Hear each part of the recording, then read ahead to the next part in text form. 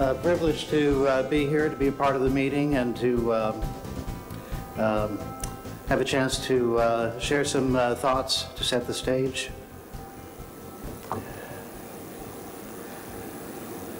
So the title that I gave is Making Climate Services Work for Smallholder Agriculture, Innovations and Lessons from Across the Developing World.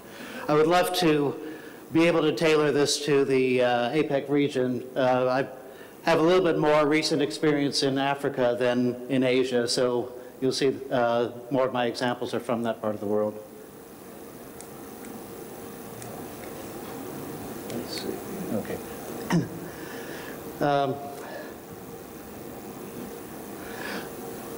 So I want to start out with just talking a little bit about how climate services can help farmers become more resilient, more food secure, more prosperous in the face of a variable and changing climate.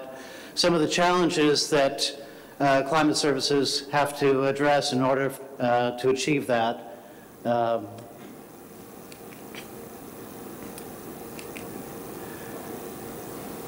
Climate variability is a major source of risk, especially in rain-fed agricultural systems, but in many different environments. Climate risk contributes to chronic poverty, to the vulnerability of farming populations, and to food insecurity. In two ways. First of all, there's a downside risk, the more visible side of climate variability. When extreme event happens, we can see suffering, we can see loss of life or loss of property, declines in food production. But there's a hidden side of climate risk, the uncertainty that climate variability causes farmers who are risk averse not to optimize for average conditions, but to optimize their production for worse than average conditions. And so in years with normal or favorable climatic conditions, farmers generally fail to take advantage of those conditions. Climate variability and risk aversion is actually a major barrier to the adoption of many of the improved agricultural technologies and practices that are available that have been shown to be profitable on average. Risk and risk aversion not only affects farmers, but it affects market institutions, it affects the whole food system, government institutions, and the relief trap. In parts of Africa, this is a problem where overseas development assistance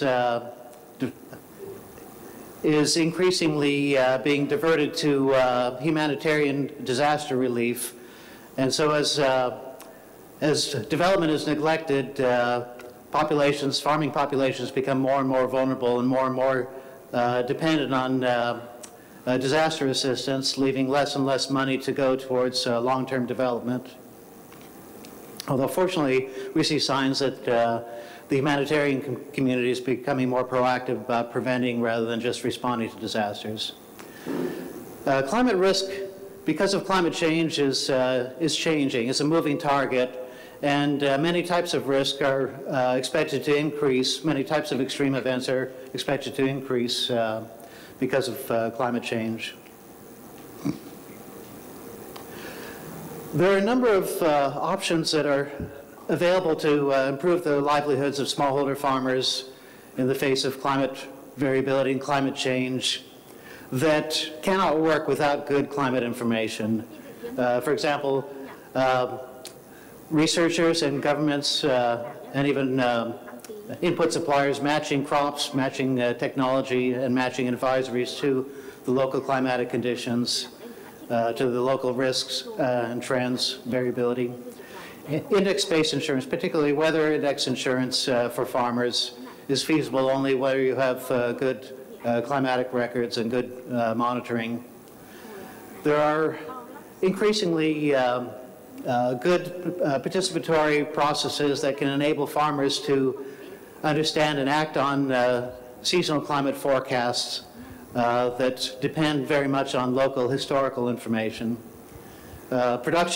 Agricultural production forecasts or hydrological forecasts are essential for planning, for food crisis management, detecting and understanding change. it's important to ask if farmers perceive a change, is it really climate, or could it be something else like changing land use or soil degradation? So all of these interventions and many more are infeasible without climate services. Effective climate services open up an expanded range of opportunities for agricultural development to work. So I guess the main point of my presentation is that climate services that work for farmers at scale in a sustainable manner require more than just climate information. There's a lot more that has to go into it. So as we think about the different timescales of information and the different timescales in which the atmosphere fluctuates, weather, of course, refers to days to weeks. Climate variability refers to months after a few years. Climate change refers to decades or longer. Each of these timescales is relevant to agriculture, the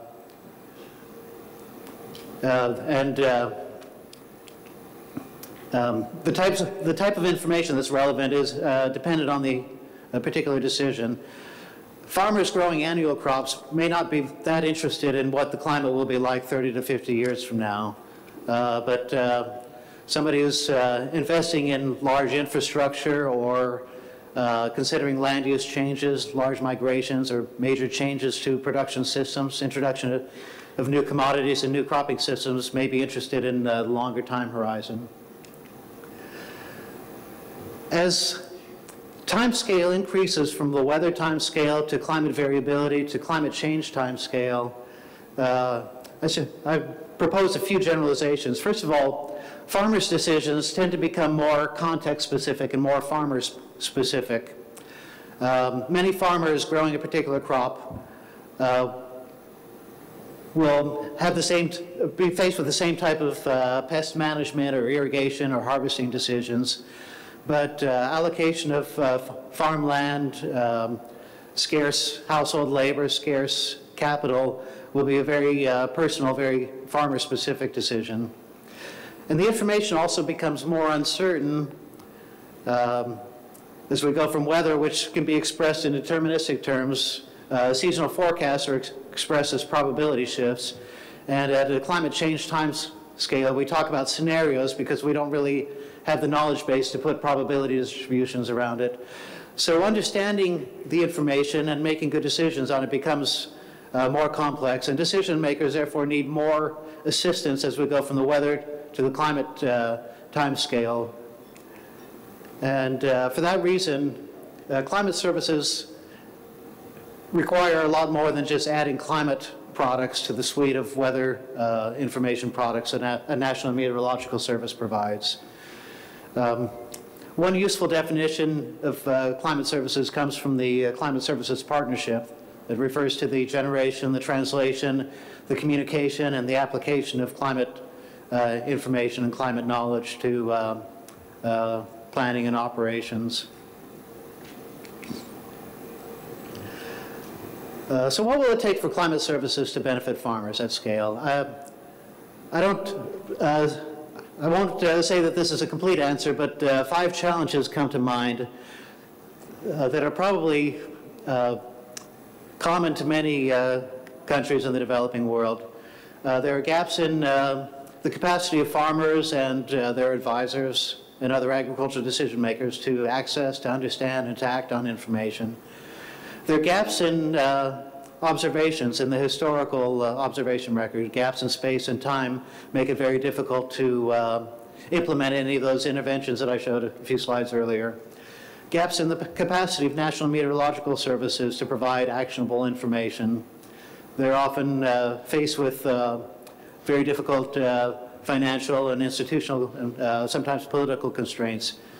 Gaps in the relevance of information. For an agricultural planner or a farmer, a forecast of crop production or an advisory about a particular management option may be more actionable than just a statement about seasonal average rainfall. And then The institutional and the governance, and actually from a conversation during coffee break just now, somebody reminded me that I should also think about business model here. The institutional governance, business model arrangements that are needed to sustain the co-development of services, co-development between the information providers and the information users is an important challenge. So I'm going to just make a few comments based on some of the experience that the CCAFS program has had on some of these challenges. The first challenge is farmers' capacity to access, to understand, and to act on information. There are a number of fairly mature, structured, participatory processes that have been developed and tested in many places that can be used in a face-to-face setting to bring climate information to agricultural decision makers, to farmers, and to enable them to apply it to their decisions. One that we've been, well, actually the CCAFS program is working with several, but the one that is gaining the most traction is PICSA, Participatory Integrated Climate Services for Africa, developed by the University of Reading in partnership with CCAFS and the IRI. It's structured enough that it can be mainstreamed into an agricultural extension service or another intermediate organization through staff training. It makes extensive use of local historical data and forecasts in graphical formats. This face-to-face interaction seems to be necessary for some types of climate information, for understanding historical variability and trends, at least during the learning stage, to understand how to interpret and act on seasonal forecasts. But radio, mobile phones, other communication channels. I understand that in Vietnam, community loudspeaker is one of the important communication channels.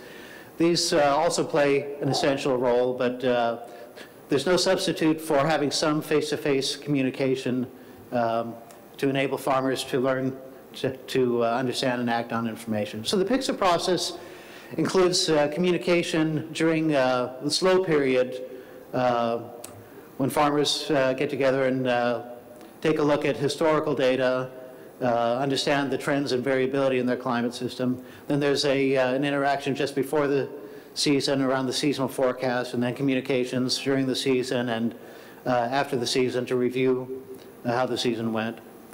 The biggest focus is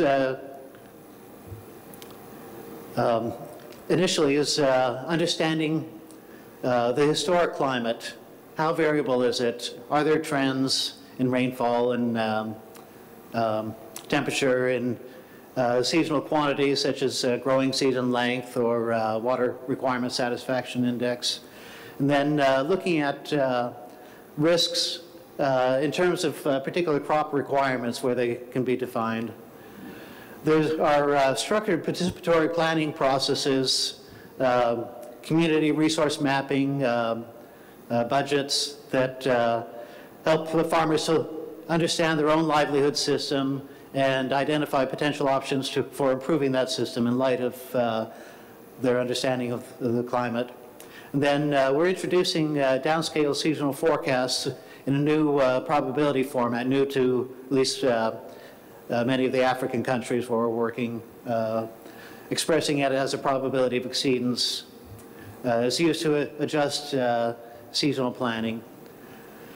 Now this process is heavily dependent on information that National Meteorological Services typically don't routinely provide. So it places fairly heavy demands on the National Meteorological Services. So I'm grouping challenges 2 and 3 together because they're closely related. There are the gaps in historical observations is a particular challenge. And then closely related to that, the capacity of National Meteorological Services to routinely provide the kind of information that's needed at a local scale.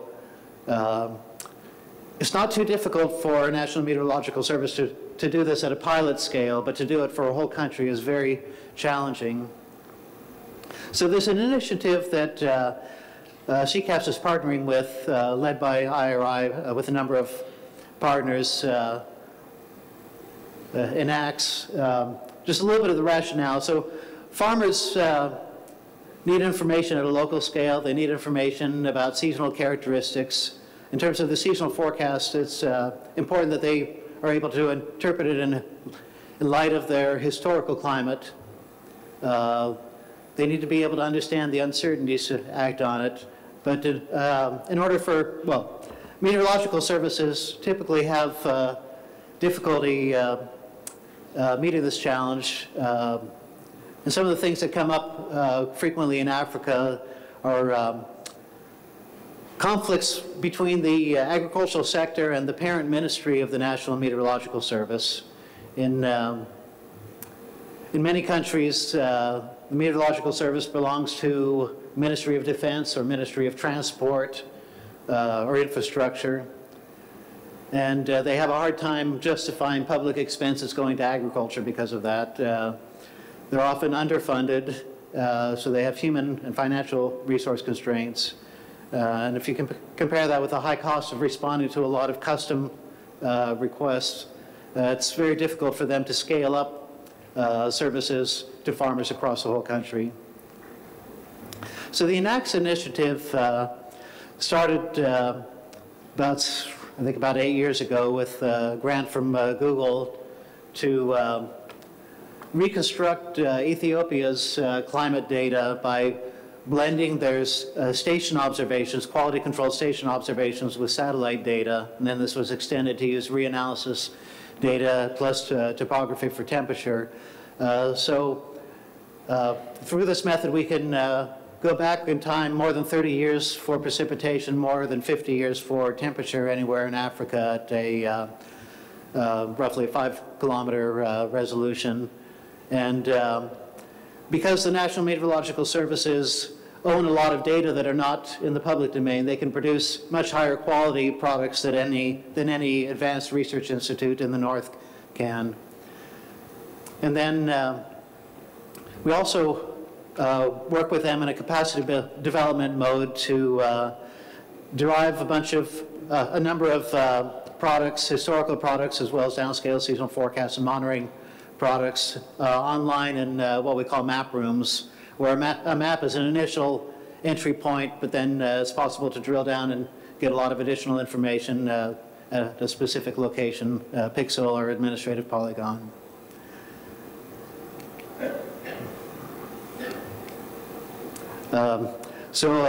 Just a few examples here of some of the map rooms that have been developed. I can't even see which country. I think this is, okay, this is Ethiopia, showing climatology for temperature, some monitoring products. I believe this is Madagascar.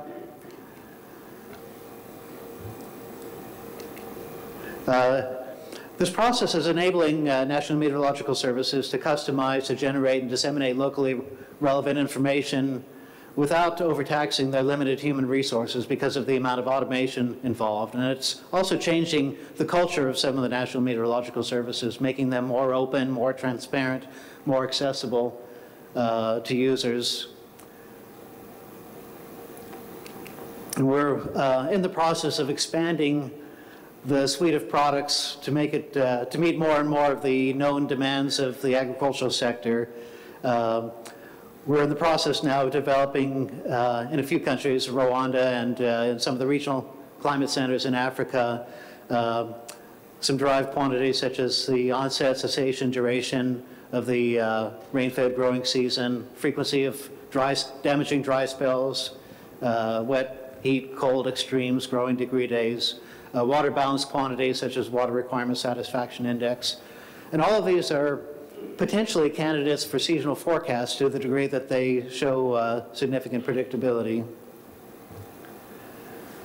The fourth challenge that I want to mention, and this may apply actually more to government and institutional decision makers and farmers, and that's the challenge of translating raw climate information into agriculturally relevant terms. And I guess a simple example of this would be a seasonal forecast of rainfall, 3-month rainfall, would give you some idea of whether a drought is likely more likely or less likely than usual, but it's actually throwing away a lot of information that's useful for agriculture. A forecast of crop production going more directly from your climate information to, through an impact model to the impact of interest can provide much more actionable information. The same would be true of hydrological models, pest and disease models. So as one example that we're working on in the CCAFS program, just to show you the conceptual basis for it, imagine that you have a crop simulation model, a dynamic model that will take weather data as an input plus soil and management, and it will simulate your crop yield. In the current year, assuming that you're making a forecast sometime in the middle of the growing season, so you could run your crop model with observed weather data up until the latest observation, and then run it to harvest with every past year of weather data. That will give you something that looks like a time series that will have a probability distribution.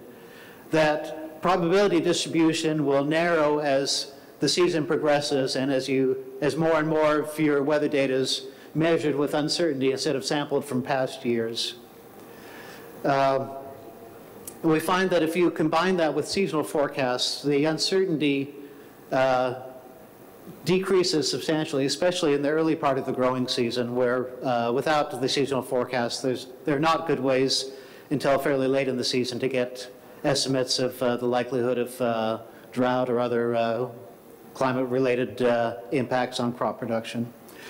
We're building this technology into a toolbox called CRAFT, or the CCAFS Regional Agricultural Forecasting Toolbox, designed to be accessible to developing country researchers initially and eventually operational institutions. It is being used operationally in Nepal to provide their early season wheat forecasts, and is being used in a research mode in several other countries. And this is just one example. There are many, many examples out there of decision support tools that combine climate information with some kind of a process-based impact model to provide more actionable information.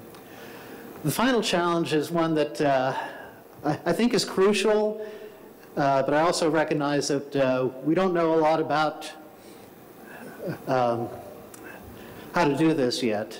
The governance and institutional arrangements needed to make climate services work at scale in a way that's sustainable beyond a pilot scale and beyond the life of maybe a donor-funded project. This is crucial.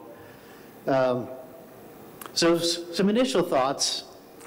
Whenever I go to a large climate services meeting, I can tell that there are kind of two viewpoints. A number of people that come from climate science will think of the National Meteorological Service as the place where climate services rests. And so they'll draw the box around the National Meteorological Service as the provider of climate services. And the challenge then is to connect with users. Those that come from the sectors, people like me from agriculture, I have colleagues from health, water resources, disaster risk reduction, they will want to include the technical institutions and the research institutions, research communities within those sectors in the boundaries of climate services. But I suggest that it's also crucial to have your end users somehow involved so that they are given an effective voice. And this is particularly important with farmers who tend not to have a lot of influence. They tend not to have a strong political voice unless they get some help mobilizing and organizing. So a few very preliminary thoughts about the governance and institutional arrangements.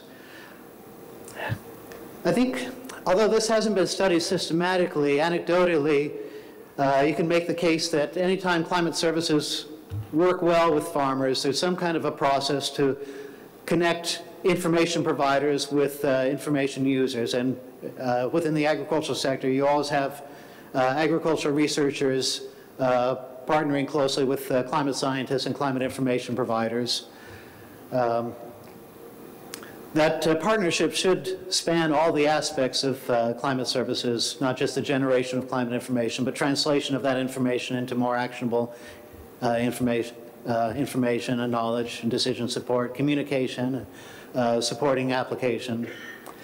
There are a number of cases that have a national structure that combines the National Meteorological Service and its parent ministry with the Ministry of Agriculture and its technical institutions, and often it's multi-sectoral. But some countries have this kind of structure also replicated at a local level with, in West Africa, they call them multidisciplinary working groups. Regular communication, coordination, and also regular user feedback through monitoring and evaluation and through making sure that farmers have a pathway to get their voice heard is also needed to make sure that the quality improves rather than deteriorates with time.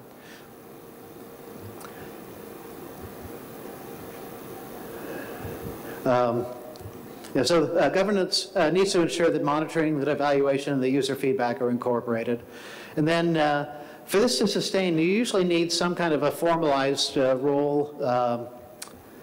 Often it'll have to be go into public law in order to ensure that these processes will sustain, and in order to empower all of the institutions involved, in order to make sure that information flows, in order to make sure that all the partners are accountable to each other and to the ultimate users.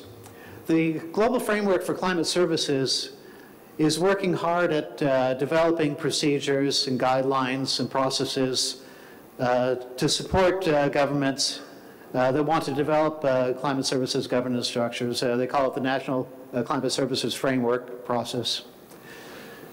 Quite a few countries in Africa are going through this process. I think 2 have completed it. There are several other countries around the world that are at some stage of the process. So I'm very keen to see how that proceeds, and I think there's a lot of opportunity for learning there. But this is a topic that needs further research.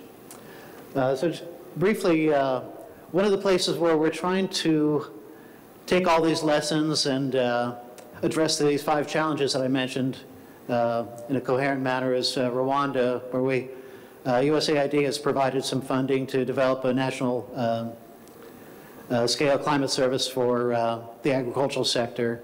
It's led not by the climate community, but by the agricultural research community. It seeks to strengthen both the information supply and the demand side capacity in a balanced manner, recognizing that you have to do both really to make progress.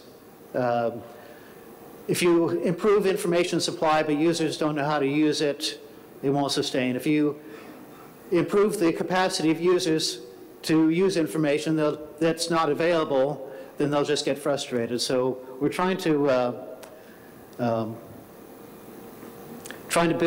address both capacity bottlenecks at the same time. We're also looking for ways to make scalable what would otherwise be a very intensive context-specific pilot process.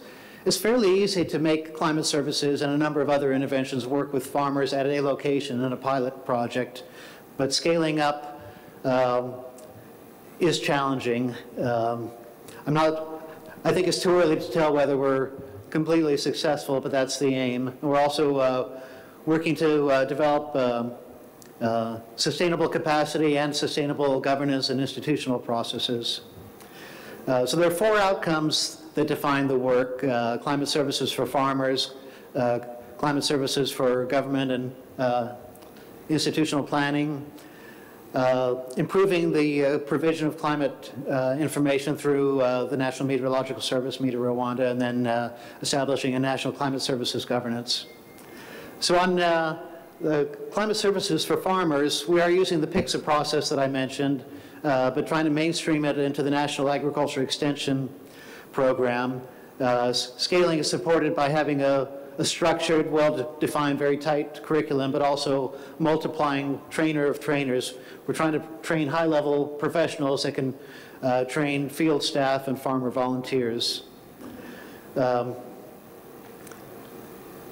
We think that this kind of participatory process allows us to scale up without losing relevance to the context-specific needs of farmers by allowing the farmers to have a voice in the process and by working with agriculture extension agents who understand the farmers' particular contexts. But there is a trade-off between meeting very context-specific needs and being able to scale up effectively. And then that's complemented with mobile phone, radio-based communication, and communication through the several communication channels of the National Agricultural Information Service. We're also putting a lot of effort into strengthening climate information provision. It is the ENACTS model that I mentioned to you. Rwanda has a particular challenge in that there's a, you're probably familiar with the 1994 genocide. One of the many negative impacts that it had on the country was that it basically eliminated all data collection and most institutional processes for about 15 years. So there's a huge gap in historical observations. So the satellite and reanalysis is really the only way we can have climate records that are complete in time. We're using Rwanda to introduce a number of new products that meet some of the known needs of the agricultural sector and making them available online as quickly as we can, and linking that to the PICSA process so that these online map rooms at the Media Rwanda website becomes the portal for all of the graphical information products that agriculture extension agents bring to farmers.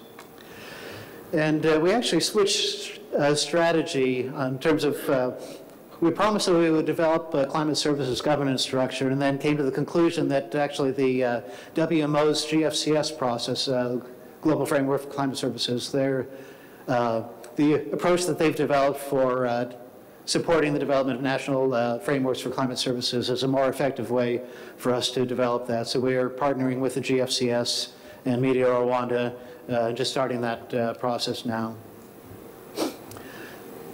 So some concluding thoughts. Effective climate services must be a part of our collective effort to help farmers to be resilient, to be food secure, and to be prosperous in the face of a variable and changing climate. Making climate services work for smallholder agriculture at scale requires a lot more than just improving the provision of climate information, and by extension it requires investment not just in the National Meteorological Service but other institutions as well. It requires finding solutions to the challenges that I mentioned, gaps in capacity on the user side, gaps in observations, gaps in the capacity of the information providers, improvements in the relevance of the information, and the crucial institutional governance arrangements. Promising solutions to these challenges do exist or are under development, but a lot of work is still needed, particularly in the institutional and governance side of it. Thank you very much.